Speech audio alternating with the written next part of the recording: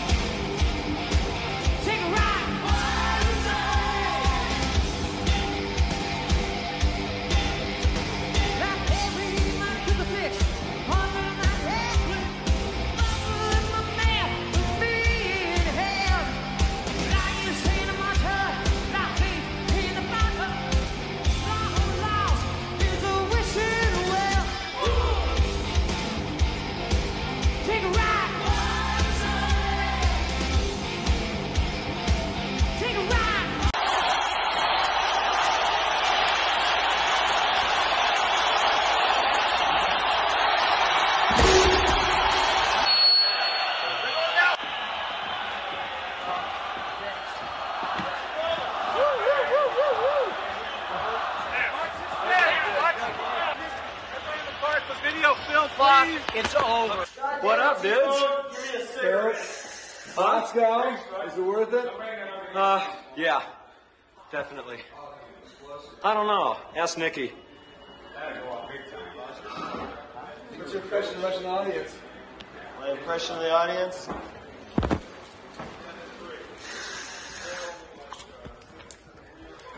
This is my impression? Right here is his impression. Look at that fucker. Oh, no. That'll tell you. That's an impression. If you have a weak stomach, do not look at this. This means sounds. This means enjoy. Yeah, pressure. Pleasure. Yeah. Enjoy the sound, which is on music. That's awesome. Right? Yeah. The fire will look good? Yeah? Oh, man.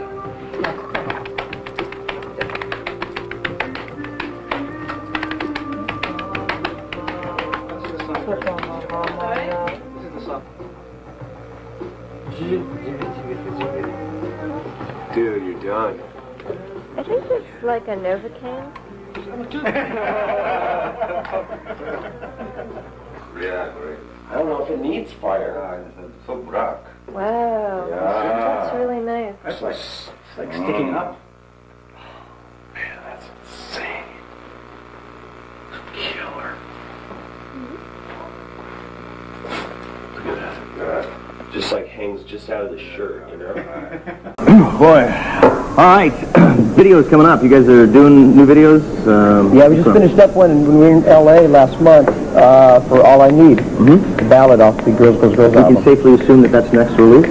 That's going to be coming out real soon. These things work in logical fashion. Yeah. It's like a Fatal Attraction type of thing, a video where the guy's so in love with this chick he ends up killing her. Ooh. Wow. Timely. Yes, it's perfect. I love this. Yeah. All right, and tour dates. That's one of the other reasons. Look out. What tour dates? I'll play Ottawa tomorrow night. That would be tomorrow. Would be Saturday night. Right. Yep. Sunday Toronto. And Tuesday? Monday.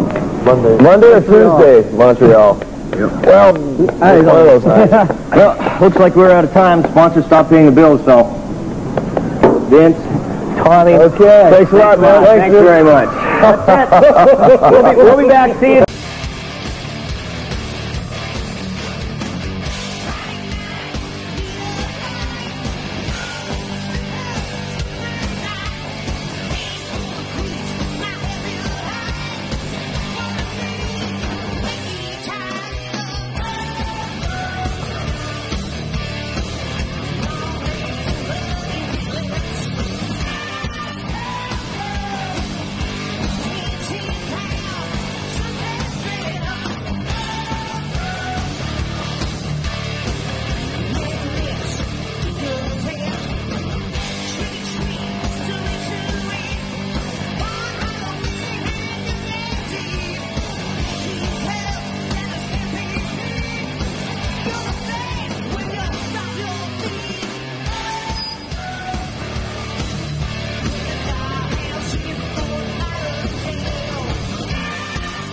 What amazed me is we have something in common that no one would ever guess, which is I took tap dancing lessons as a kid, just because I thought, I swear to God, because I thought you had to know that to be in show business, and as a little kid growing up, you know, in Massachusetts, that's what I wanted to be in show business. You took tap dancing lessons too. Yes, I did. That's it. I don't think of Tommy Lee taking tap dancing lessons. Yeah. I actually did it because I wasn't really kind of the you know, hang in the locker room sports kind of guy thing, and so it involved being with girls. So I was like, okay, I'll try this. That's great. You did it to get in, you know, to get in with the ladies. Absolutely. Incredible. That is not why I chose tap dancing. I was like, it'll be fun. Anyway, but anyway, so what made you stop doing it? Well, eventually after tap dancing, I started to do some ballet, and yes, and. How did you guys choose the songs that went on the album Decade of Decadence? It was actually pretty easy. We sit around a table, 4 pieces of paper, 4 pins, and we wrote down 2 songs from each album that we thought represented the album. It was pretty close, real close. What we didn't want to do was do a greatest hits. What we wanted to do was kind of flash on the past. A retrospect. Yeah, a retrospect of the past, throw in some new tunes, and give us some time to work on what we want to do now, which is so different, it's going to take time. You can't just go, we're going to do something different and just crank it out. I mean, you've got to experiment, and it's going to take a lot of songwriting and trial and tribulations, and so it'll be 4 years between albums for us at least before Dr. Feelgood comes out. I mean, wow. For the next Dude, give me some of that. It's a clue. We were talking about it earlier. I got out of a few hobbies. You know, I get frustrated, or you come into the studio here and nothing really comes out. You know, I'll get on my bike and my dirt bike and take a blast.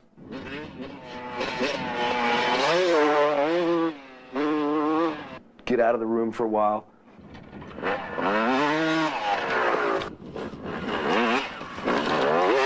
Take a big fucking speed putt, you know. Come back and then I'm inspired again. Woo!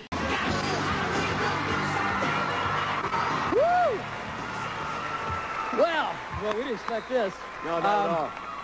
Well, first of all, as you can see, Nikki and Mick aren't with us tonight, but we'll say Mick is out of town. Yeah. And Nikki's with his new little boy, Gunner 6, who was born just 3 days ago.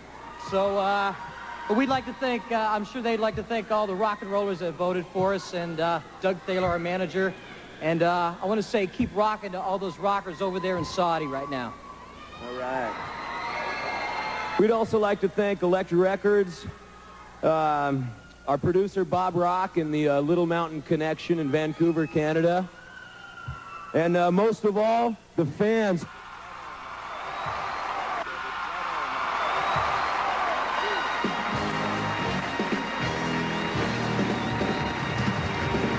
What did you think about the whole MTV Video Awards thing and the heavy metal category now? The heavy metal category was real cool. Yeah. The show was great. I mean, they had like a massive slew of, you know, performers. It was a lot better than the ones they've had in the past. You know, the ones in the past have been okay. Yeah. But the Def Leppard guys played, and Axl and Tom Petty came out and did a duet thing. It was cool. And Madonna and Bobby Brown. It was cool. Madonna was great. Yeah. She grabs her. Yeah. We call it Inspect Yourself. Inspect Yourself. Cool. Inspect Yourself. She was great, man. She was good. Yeah. You get some friends to play on this album too, don't you? Some guest shots. Yeah. Brian Adams. Who's seen? Brian Adams. Yeah, you know that guy. Vancouver. Yeah, we young guy. As a matter of fact, we met him in a strip club. It was really interesting. The lyrics to Too Young have been cited in a number of cases as being misogynist, women-hating lyrics. How do you defend that when that charge comes up?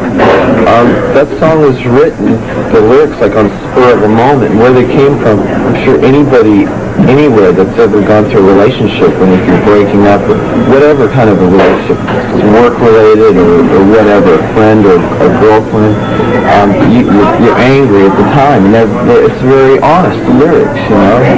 And people think it's about murdering a woman. people's fantasies go as far as they wish, but they're only fantasies. You can make something bad out of anything, you know, if you look at it. Our guitar player was saying, he says, what's the first thing you do when people do when they see a spider going up the wall? So they kill it. And you go, well, you can look at it as a negative thing or a positive thing. Thank you, Steve. Let me get my finger out of my ear. I'm standing here with Tommy Lee. Congratulations. Great game, man. Even though you guys lost, good news for you. It was fun. You were voted Pepsi co-MVP player of the game. How does that feel? Yeah, great. Thanks.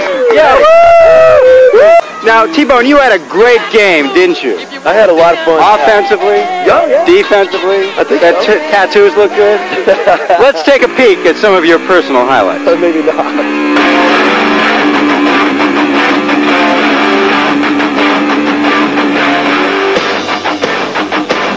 Tommy Lee crosses the floor.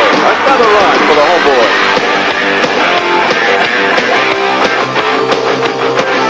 Here's Tommy Lee, the gun. But Tommy Lee's finest moment came before even a single pitch was thrown. At the conclusion of today's national anthem, both Lee and teammate Anthony Kiedis exposed their true on-field assets by mooning the sold-out crowd.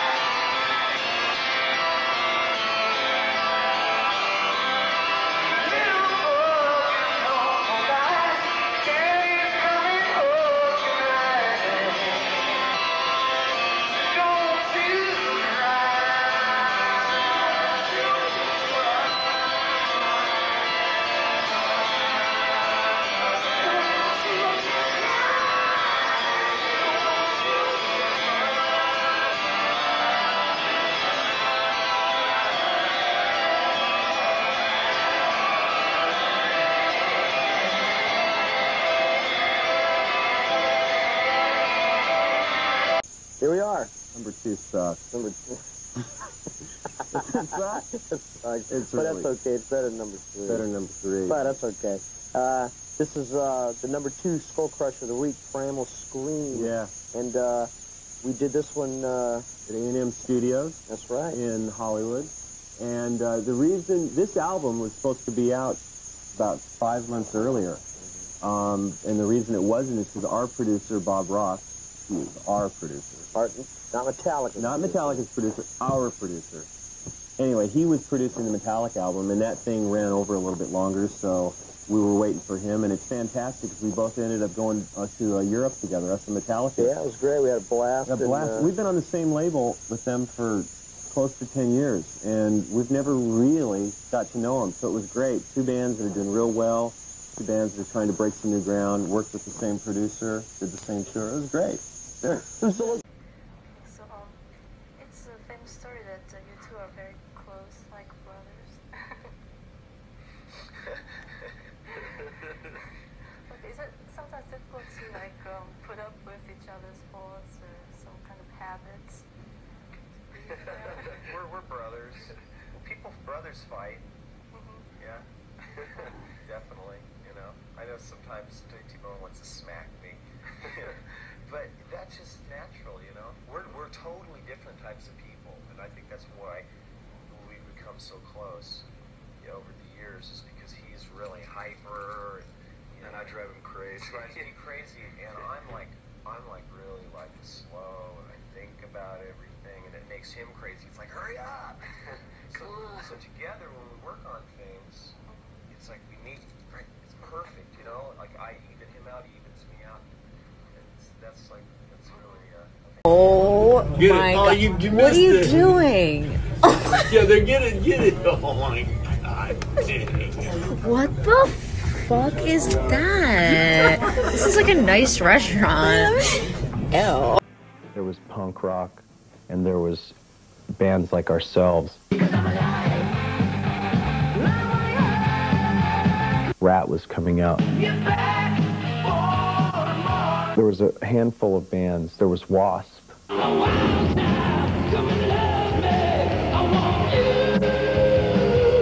It was as far over the edge as you could get, and it was real. It gets to a point, and I believe we're at that point right now, when you get this kind of dinosaur music mentality going on, where everybody looks the same, everybody sounds the same, and we're getting into that again, which is everything that punk rebelled against in the 70s. I think it's time for a revolution, a musical revolution of some sort. Someone's got to do something original here. For us, for being just a local band in Los Angeles and playing the clubs, and us four as a tight unit, and to do this is really this is something that you have to feel in your heart, and I love it. I love these guys. I just want to keep going for it, but we owe it all to our fans.